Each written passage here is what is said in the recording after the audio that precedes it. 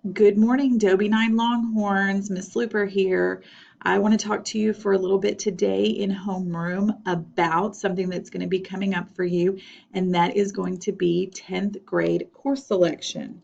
So it's about time that you pick your classes for 10th grade. So I need you to listen up very carefully because I'm going to give you some really important information about the course selection process. Also, at any time during this presentation, if you see some information on the screen that might pertain to you, you might want to take notes of it, or you might even want to take out your phone and take a picture of the screen because there's going to be some information about the different courses that are offered to you as a 10th grader. So when are you going to register for your classes? The counselors from Dobie, Maine will be here to meet with you next Wednesday and Thursday, and it'll be during your social studies class. So it's really important that you're here those days so that you can pick your classes for 10th grade and not have to get your schedule picked for you. So let's start with your core classes. So as a 9th grader, you are currently taking either English 1 or Pre-AP English 1. So when you sign up for your classes as a 10th grader, you are going to take either English 2 or Pre-AP English 2. So that's pretty easy. For science, right now you're taking biology or Pre-AP biology. So your 10th grade science class would be chemistry or Pre-AP chemistry.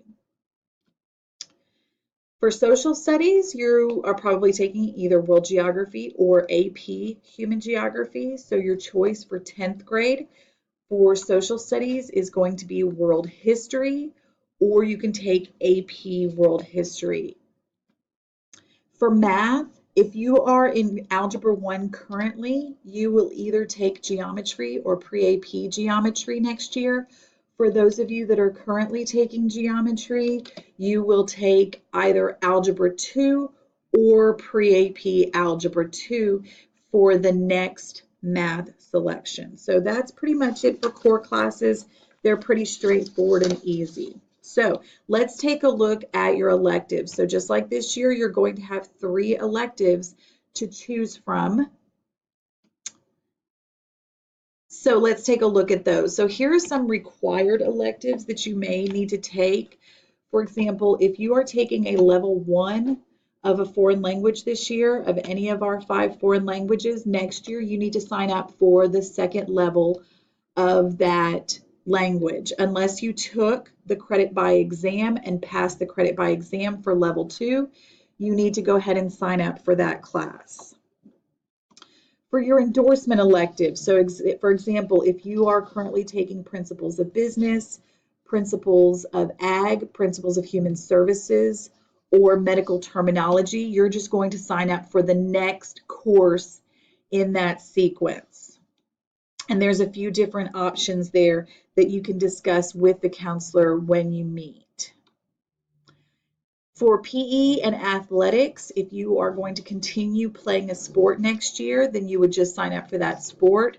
If you would like to take another class of PE, you can do that as well, or you can just be finished with your 1 credit of PE from 9th grade. Fine arts is the same thing. If you only need 1 credit to graduate, so you can either finish this year or you can take the next course in that sequence.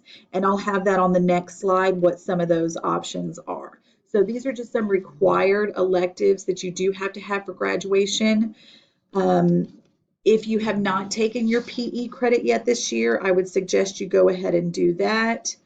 Sign up for that in 10th grade. So here are some other electives. So this might be one of those screens that you want to snap a picture of with your phone because these are some options that you have for electives. So you'll notice that there's a lot more available to you as a 10th grader at Dobie, Maine than here at Dobie 9. So we actually have computer courses. So if you're interested in learning to program computers, you can see we have those available. We have different PE options.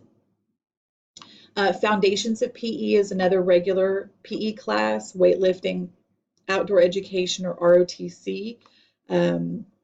would be for those. So if you did not take a PE class this year, you have some different options next year to you as a 10th grader. Here are some of the fine arts courses that you can take as a 10th grader. If you did not take a fine art this year, then you would just take the level 1 course, Theater 1, Tech Theater 1, dance or art. If you did take a fine art this year, but you'd like to continue with fine arts, you can see those options that are available to you. One thing to note, those of you who are in dance this year, if you took Dance 1 as a 9th grader, you got your fine arts credit. If you take Dance 2 as a 10th grader, that will count as your PE credit as well. All right, some other electives. Now at the 10th grade, you'll notice that they have 1 semester electives. We do not have those here at the 9th grade. So if you wanted to pair a couple of 1 semester electives, there are your choices: speech, photojournalism, teen leadership, and health. If you'd like teen leadership and you want to do that all year, you could do that as well. And then you just have some miscellaneous electives if you need to fill a spot. We have those that you can see here. Please note that audio video production or the JFD TV class, there is an application that you need to complete, and you can ask the counselor when you sign up for that class for that application.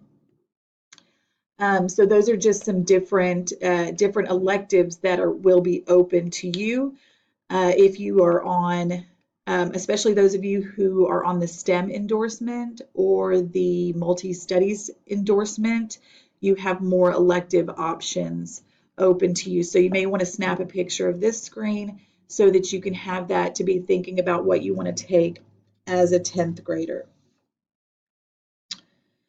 Some other things to remember with consideration to picking your electives is you need to remember that there are certain electives that are required for graduation. So you must have at some point in high school 1 full credit of PE or a class that counts as PE, so a PE equivalent. And you can see those listed there. Athletics, if you're playing a sport, that counts as your PE. ROTC, Dance 2, Cheer, and the fall semester of marching band. So those of you who were in a band this year, the first semester you got half a credit of PE. The second semester you got half a credit of fine art. So when you take band again as a 10th grader, you will get your other half of PE in the fall semester and your other half of fine art in the spring semester, but you must have 1 full credit of PE in order to graduate high school. You also must have 1 full credit of fine art. So at some point in high school, you need to take one of those fine art classes, whether it's art, technical theater, choir, band, orchestra, dance. You must have at least 1 credit of fine art to graduate. You must have 2 full credits of foreign language in the same language. So if you took Spanish 1 this year and you wanted to switch to another language next year, that's not going to be an option for you to meet your graduation requirements. So whatever language you started with this year, then you need to stick with that and earn your 2 full credits. You can take more, but you must have a minimum of 2. If you did not start your foreign language in the intermediate or this year and you have not started foreign language at all, you need to go ahead and do that in 10th grade because you need 2 credits. At the main campus, Spanish 1 is the only option.